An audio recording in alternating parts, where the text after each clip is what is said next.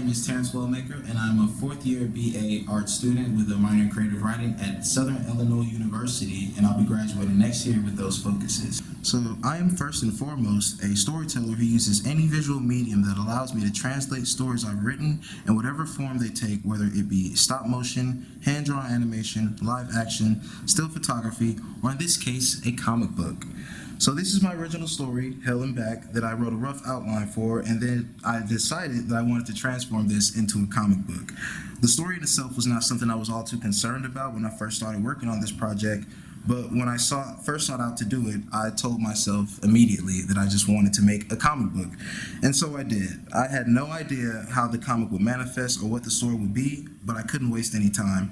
Having a lifelong knowledge of comic books and how they're formatted and how stories are told within the confines of the aesthetic, the look of it was very much settled on, but I had no idea how to do it and have it look good. I'm not too good of a drawer and not at all good at painting.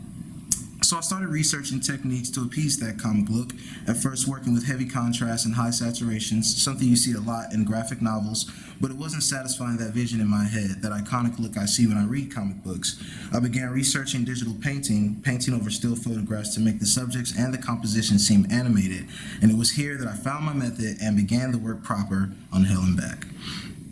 So I look at this work in its current state as a statement to growing older and us losing that nostalgic part of ourselves when we were children due to the responsibilities of adulthood, especially with us coming out of or back into a pandemic. There's so much misinformation going around, but I feel like now more than ever, people are more confined to their homes and thus more open to spending time with themselves and hopefully revisiting the things that they love the most, perhaps when they were kids, or something that they just didn't have time for anymore. And I think this work really resonates in that way. And I drew a lot of comic books as a child. I buried myself into video games, cartoons, movies, and TV shows out of a sheer love for that world of entertainment and imagination. And I literally used to have dreams about being a superhero. I once dressed up as a knockoff Superman when I was like 5 or 6. I was wearing like whitey tighties and a towel cape. I had the whole nine. I actually looked more like Captain Underpants now that I think about it. But I was climbing this dresser in my room that I shared with my brothers, pretending I was scaling like a skyscraper or something. It was pretty awesome. But I tipped the whole thing over onto my siblings, and they were just playing video games. They had no idea what was coming. And my sister was in there too. She got the worst of it. It was pretty bad when it happened, but in hindsight, it's pretty funny. She got stuck between the bars. Sorry, sis.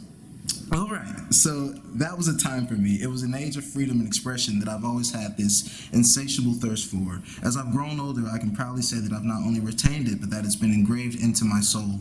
That world serves as my escape haven from life. As I'm improving and learning more about my craft and who I am as a storyteller, I'm never forgetting what inspired and still inspires me. The idea to actually participate in those things that I grew up loving is possible. So with this work, the images were actual images of myself that I edited in Photoshop. To further that connection with my love for this world, I actually transformed myself into the character at the end of the story. I temporarily dyed my hair white and I wore contacts that are similar to the character's eyes. I made a makeshift suit that was seen as the costume for the story. For the show itself, I've made 15 promotional posters that anyone can take until supplies last. We have 15, we have quite a few.